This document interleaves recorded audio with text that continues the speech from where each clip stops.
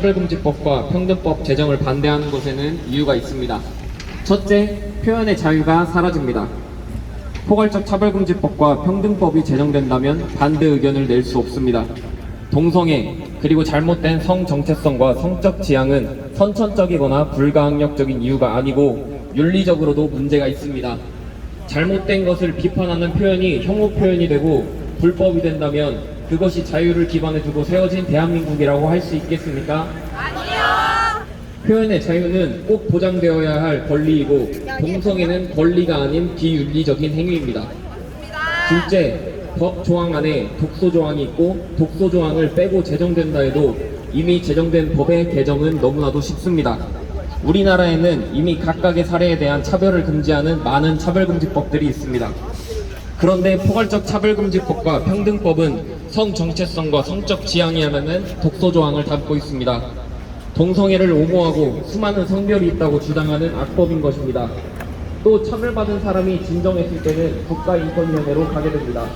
국가인권위 법안에는 이미 성적 지향이 포함되어 있고 국가인권위원회는 동성애 옹호기관이므로 독소조항을 빼고 제정한다 해도 독소조항이 있는 것과 동일한 효과를 나타내게 됩니다. 그리고 법 제정이 한 번 되고 나면 이미 제정되었기에 법 개정은 너무 쉬운 일이 됩니다.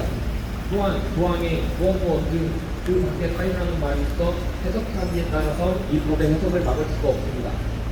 셋째, 아이들의 성교육에도 문제가 있습니다. 아이들이 유치원, 학교에서 동성간 성행위를 배우고 잘못된 성정체성을 가지도록 교육하게 됩니다.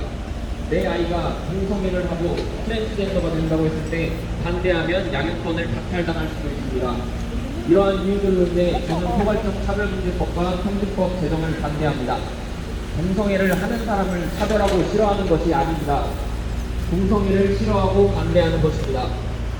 포괄적 차별금지법과 평등법이 제정된다면 가정이 파괴되고 정상적인 삶을 영위할 수 없게 됩니다. 국가의 근본이 되는 국민의 가정이 파괴된다면 국가는 흔들릴 것입니다. 각자 있는 자리에서 반대 의견을 내고 호소해야 할 때입니다. 구호 외치고 마치겠습니다. 동성애는 권리가 아니다. 비윤리적인 행위이다. 차별금지법 철회하라. 남녀 외에 다른 성별이 웬 말이냐? 가정을 파괴하는 악한 차별금지법 반대한다. 이상입니다.